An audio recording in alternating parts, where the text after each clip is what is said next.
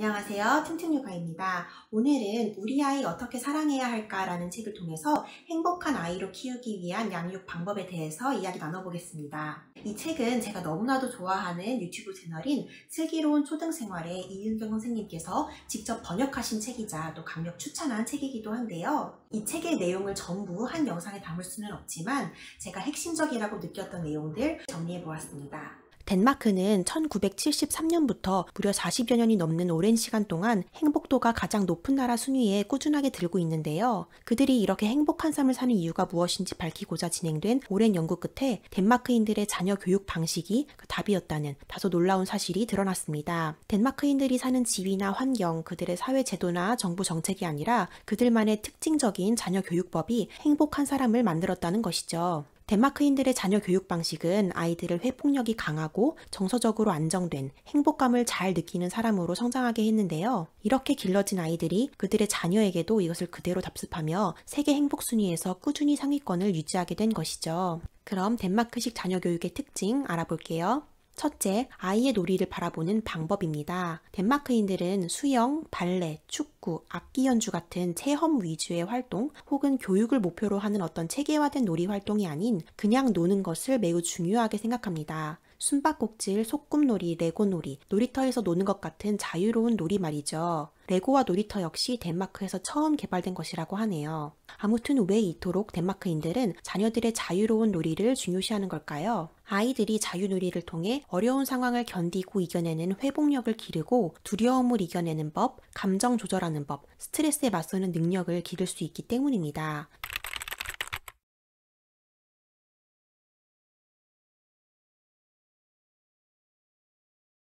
그리고 이런 능력들은 행복한 삶을 살기 위해 갖춰야 할 필수적인 능력들이고요. 이 점은 이미 여러 연구들을 통해 밝혀졌고 1871년 덴마크에서 정립된 최초의 놀이에 관한 이론과도 일맥상통합니다. 이에 오래전부터 덴마크 교사와 부모들은 특히 아이가 10세 이전이라면 경쟁, 목표, 성과 같은 키워드가 따라붙는 공부나 운동, 어떤 프로그램 참여보다도 사교성, 자율성, 협동심, 민주주의 등의 키워드에 집중하고 그냥 놀고 싶은 대로 노는 것을 중시합니다. 진정한 행복은 좋은 교육에서 오는 것이 아니라고 믿기 때문이죠. 여러분도 공감하시리라 생각됩니다. 진정한 행복은 좋은 교육에서 오는 것이 아니다. 축구, 미술, 피아노, 교육용 장난감 다 좋습니다. 그런데 이것이 자유로운 놀이보다 우선되어서는 안 될 것 같아요. 구체적인 실천 방법을 조금 더 알아볼게요. 창작에 필요한 준비물들을 제공하고 그것들로 자유로운 미술 활동을 할 수 있도록 기회 마련하기. 집 밖 공원이나 숲 등 아이가 자유롭게 탐험할 수 있는 곳에 자주 가기. 혼자서도 놀 수 있게 놔두기. 충분한 놀잇감 제공하기.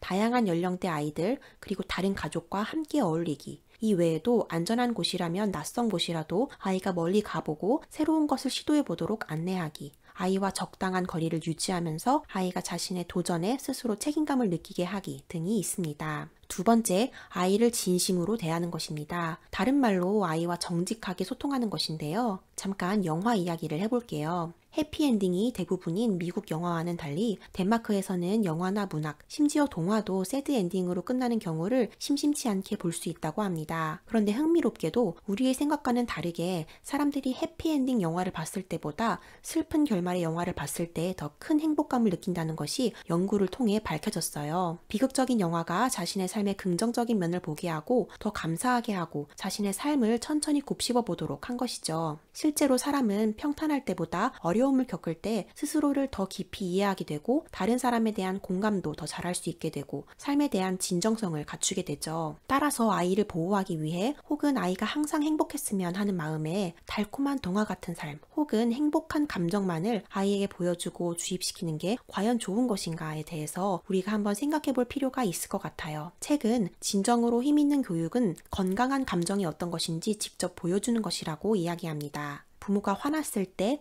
기쁠 때, 좌절했을 때, 만족스러울 때의 그런 여러 가지 감정들을 아이 앞에서도 표현할 줄 알아야 한다는 거예요. 물론 아이 앞에서 통곡하고 막 속마음을 다 얘기해라 이런 이야기는 아니겠죠. 다만 세상을 살아가면서 슬플 때도 있고 부끄러울 때도 있고 힘들 때도 있는데 이것을 극복해내기 위해 때로는 용기도 내야 하고 반성도 해야 한다는 것을 자연스럽게 알려줘야 한다는 것입니다. 조금 어렵더라도 다양한 감정을 일찍 배워가는 것이 아이가 세상에 더 수월하게 적응하도록 돕는다고 책은 이야기합니다. 예를 들어 어려운 시간을 견디고 있는 아이에게 활짝 웃으면서 모두 괜찮아질 거야 라고 이야기하는 게 최선일까요? 아닙니다. 이것은 거짓이고 아이에게 보내는 위험한 메시지가 될 수 있다고 책은 이야기하고 있어요. 이런 부모 밑에서 자란 아이는 자신의 진짜 솔직한 마음이 아닌 외부나 타인에 의해 쉽게 휘둘리면서 인생의 많은 결정들을 하게 되고 이에 따라 결국 자신이 원하지 않는 방향대로 삶이 흘러간다고 해요. 예를 들어 멋진 차나 좋은 집을 사는 것보다 사람들과 재미있는 추억을 쌓고 취미생활을 하는 것이 나에게 더 큰 행복을 주는데도 불구하고 신념대로 결정을 내리지 못하고 외적인 목표나 타인을 만족시키기 위해 엄한 내 돈을 쓰는 것이죠. 그렇게 살아가는 것이 세상의 기준으로는 성공일지 몰라도 우리가 바라는 행복은 얻지 못할 수 있는 것입니다. 그리고 이것은 결국 불안과 우울을 초래하고요. 이렇듯 아이를 진심으로 대하는 덴마크인의 자녀교육법은 아이를 칭찬하는 방법에도 적용이 되는데요. 그냥 진심 없는 빈말 같은 칭찬은 일단 하지 않는 것이 첫 번째고요. 두 번째는 칭찬을 할 때 이미 무언가를 잘 한다고 생각하게 하는 칭찬이 아니라 앞으로 더 잘할 수 있을 거라는 믿음을 주는 칭찬을 한다는 것입니다. 그런데 반대로 우리는 이런 칭찬 참 많이 하는 것 같아요.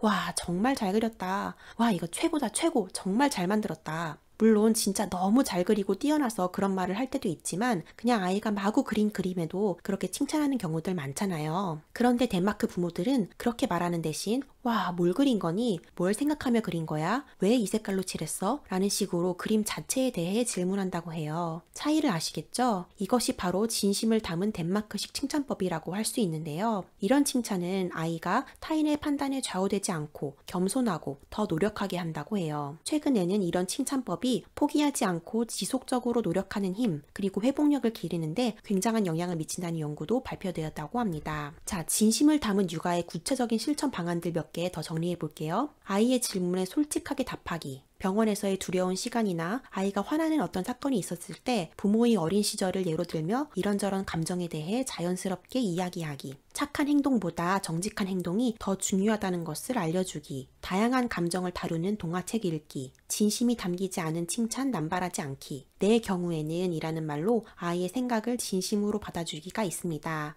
예를 들어 안 추운데? 안 뜨거운데? 라고 하기보다는 엄마는 안 추운데? 아빠는 안 뜨거운데? 라는 말로 아이의 경험을 존중해 주는 것이죠. 아이에게는 춥고 뜨거운 게 진짜 감정일 수 있거든요. 그것을 인정해 주는 것 정말 필요한 일일 것 같아요. 자, 그럼 덴마크식 자녀교육의 마지막 세 번째 특징으로 넘어가 볼게요. 세 번째는 덴마크인들의 생활 방식과 밀접한 관련이 있는데요. 휘게라는 단어로 정리가 됩니다. 휘게는 함께 모여 아늑한 시간을 보내는 일상이라는 뜻으로 우리나라 말로는 연대감이라는 단어 정도로 번역할 수 있고 개인주의와 반대되는 개념이라고 생각하시면 됩니다. 이 책의 저자 제시카는 미국인인데요. 덴마크인과 결혼해서 처음으로 덴마크의 남편 가족들과 시간을 보냈다고 해요. 대가족이 모였는데 며칠 동안이나 함께 있으면서 게임도 하고 촛불도 밝히고 맛있는 음식도 먹으면서 아늑하고 편안한 분위기를 즐겼는데 이게 너무 신기했다고 합니다. 미국에서는 그리고 우리나라도 마찬가지일 거예요. 개인주의적 성향이 강하기 때문에 아무리 가족이라고 하더라도 서로를 존중하면서 일정한 거리를 두고 자기 일을 하면서 휴식을 취하는 것이 더 좋다고 생각하죠. 또 너무 많은 시간을 함께하면 갈등만 늘어날 뿐이라고 생각하고요. 실제로도 제시카는 친척들과 모였을 때 실패한 사업 같은 이야기거리가 나오면서 분위기가 싸해지거나 충돌이 일어나기도 했다고 해요. 그런데 덴마크 가족들은 함께 모였을 때 다투는 일이 정말 적다고 해요. 어떻게 이게 가능한 것이었을까요? 이건 뒤에서 더 설명드리고요. 그보다 앞서 정말 이렇게 가족과 함께 편한 시간을 즐기는 것이 덴마크가 세계에서 가장 행복한 나라로 꼽힐 수 있었던 주요한 원인일까요? 정답은 YES입니다. 연구 결과에 따르면 사람이 행복을 느끼는 가장 큰 비결 중 하나가 바로 가족, 친구와 함께 좋은 시간을 보내는 것이라고 해요. 우리가 가시적인 것들만 생각하기 쉬워서 그렇지 곰곰이 생각해보면 정말 맞는 말 같아요. 공감하시죠?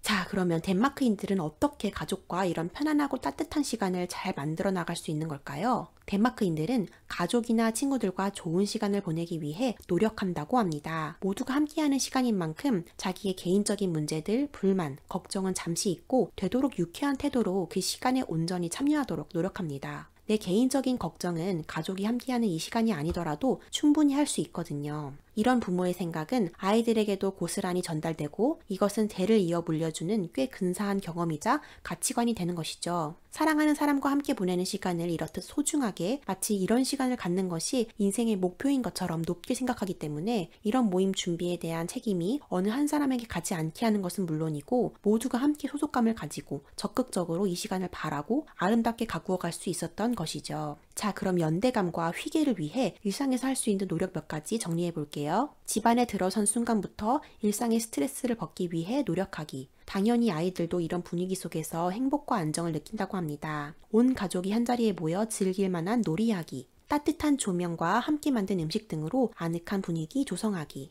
어른아이 할 것 없이 복잡하고 너무 많은 물건들을 경계하고 기본적이고 가치 있는 것들만 놓고 단순하게 살기. 미니멀리즘이라고도 할 수 있을 것 같네요. TV나 스마트폰은 꺼두고 지금 가족이 현실 세계에서 함께 할 수 있는 것들 즐기기. 고민 털어놓고 공유하기. 아이에게 어려운 시기를 어떻게 버텨낼 수 있었는지, 누가 도움을 주었는지 같은 정보를 공유하는 것도 좋습니다. 가족은 팀이라고 알려주며 아이들이 어떤 역할을 할 수 있는지 알려주기. 협동심과 유대감을 느낄 수 있도록 하는 것은 아이에게 행복과 안정감을 준다고 합니다. 또 함께 노래하기 등이 있습니다. 책에서는 총 6가지 특징을 소개하는데 그 중에서도 꼭 함께 나누고 싶은 3가지를 정리해 보았어요.